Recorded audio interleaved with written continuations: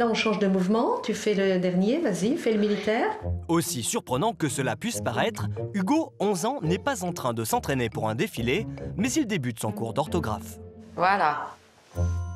Anne-Françoise, ancienne institutrice, est aujourd'hui formatrice. Sa particularité, elle applique une méthode révolutionnaire développée par un ancien cancre de l'orthographe, Anne-Marie. Alors j'étais abonnée au 0, triple 0, moins que 0. À 50 ans, Anne-Marie Guignard garde le souvenir d'une scolarité plus que chaotique.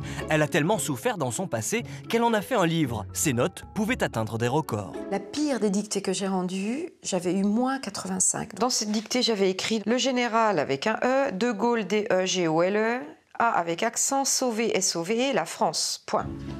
Des copies soulignées de rouge aux annotations qui font généralement pâlir les parents. Et pourtant, aujourd'hui, Anne-Marie ne fait quasiment plus aucune faute. Ses progrès, elle ne les doit qu'à elle-même. Je me suis créé ma méthode à moi en me disant, à partir de maintenant, je ne veux plus que personne ne juge mes écrits. En France, les fautes d'orthographe sont un véritable fléau. Et malgré les différentes méthodes d'apprentissage, ça ne va pas en s'arrangeant. Aujourd'hui, près de 46% des élèves de CM2 font plus de 15 fautes dans une dictée, alors qu'en 1987, ils n'en commettaient que 8. Le problème, c'est qu'à l'arrivée sur le marché du travail, les fautes d'orthographe sont un sacré handicap. Mais tout cela peut se corriger. Anne-Marie a peut-être la solution. Depuis 15 ans, elle est partie en guerre contre l'orthographe et sa méthode d'apprentissage fait fureur. Bon, alors... Preuve du succès de sa méthode, Anne-Marie n'est plus la seule à l'enseigner. Près de 90 formateurs l'ont rejoint. Dans cette salle, 2 nouvelles recrues. Marie-Noël et Marie-Françoise doivent bouleverser leurs habitudes, à commencer par la grammaire. La méthode, c'est plus je lis dans ce sens-là, je vais partir de là et je vais partir en marche arrière jusqu'à ma majuscule. Pour accorder passé, on va se dire je suis au carrefour, je ne peux pas passer mon stop.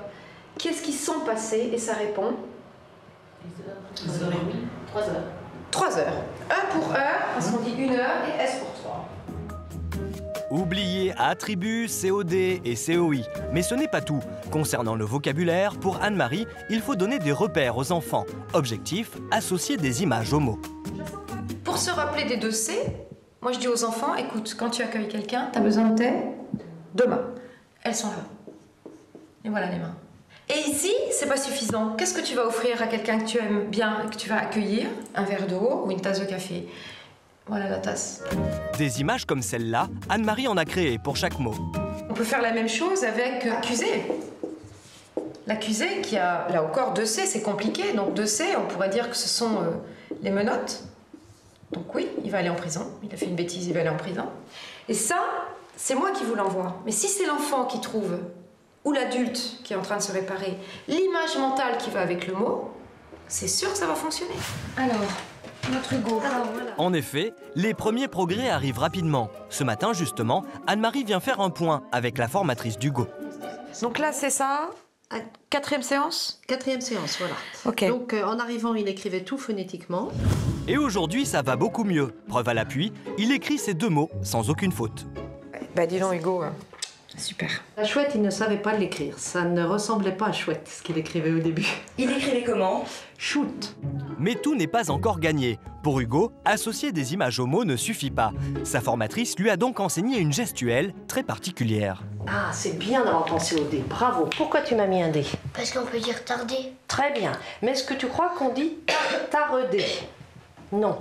Alors, fais-le-moi en geste. Tarder. La méthode d'Anne-Marie intègre en effet un concept développé dans les années 50 par une orthophoniste reconnue. Le principe, associer un geste à une lettre ou à un son. Et le résultat est là.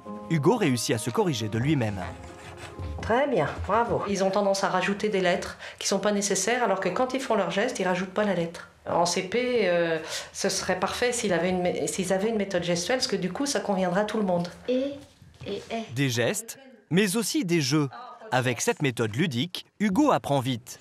C'est l'heure de la dictée. Fera-t-il moins de fautes que lors de sa première séance? Bravo, tu as pensé. Alors, fais voir. Et toi? Alors, on regarde. Combien tu as de fautes cette fois-ci? Ah, en voilà une. En voilà une. En voilà 2. Pour l'instant, Hugo n'a pas encore appris les participes passés. C'est pourquoi il souligne les « et ». Sa formatrice ne les considère pas encore comme des fautes. Et t'en avais combien la première fois dans ces lignes-là, là 15. Oui, 15 fautes tu avais. Alors t'es passé de 15 à 2. Tu te rends compte? Ouais. Je pense que si je ne serais pas venue là et que j'aurais pas fait cette méthode, j'aurais pas évolué en faute de dictée, j'en aurais tout le temps fait 15. Une méthode qui séduit les enfants, mais pas seulement. Certains professeurs des écoles comme Stéphanie semblent eux aussi conquis. Ça me paraît extrêmement intéressant de faire appel à l'imagination de l'enfant. Elle parle aussi de gestes mentaux, ce qui me paraît être quelque chose d'extrêmement porteur pour les enfants. Selon elle, il faudrait permettre aux enseignants de pouvoir utiliser plusieurs méthodes dans une classe. Je pense que sa méthode, pour ce que j'en ai vu, devrait figurer dans la palette d'outils à disposition des enseignants des classes, des enseignants spécialisés, et que parmi tout le reste qui existe, ça devrait être une des choses offertes. Si cette méthode avait été employée à l'école, cela aurait peut-être évité des désagréments à Yuan, un élève de première scientifique. Avec de gros problèmes en orthographe, il se sentait désemparé, et sa maman aussi. Il travaillait énormément pour des résultats très décevants, donc il était démoralisé en fait. Et au fur et à mesure, il perdait confiance en lui et il baissait les bras en se disant qu'il n'allait jamais y arriver, c'était pas possible. Ultime solution, la méthode d'Anne-Marie. Et en à peine 12 heures, Yuan est presque devenu un as de l'orthographe. C'était comme un déclic, Est-ce que les résultats sont vus d'office? Ah oui, ils sont vus d'office. Par exemple, 20 à 25 fautes, je passe à 2-3 fautes. J'en fais plus du tout. Cette méthode ludique fait visiblement des miracles sur des enfants, mais pas seulement. Anne-France a 46 ans et pour elle aussi, l'orthographe a longtemps été un fardeau. J'ai écrit des centaines de fois les définitions du complément d'objet direct, des définitions de grammaire, du bled, mais j'ai pas compris comment ça marchait en fait. Pourtant, grâce à la méthode d'Anne-Marie, en 2 séances de 7 heures seulement, tout va mieux. Et notre élève n'est pas prête d'oublier tous les bons tuyaux. En fait, c'est des petites fiches que je me suis fait en même temps que je faisais la formation. Par exemple, c'est sur la conjugaison des verbes. C'est un tas de petites mémos techniques qui me permettent de me sentir beaucoup plus à l'aise. Qui sait, ces petites fiches qui ont sauvé sa vie se retrouveront peut-être un jour dans le cartable de ces 2 petits garçons, élèves en primaire.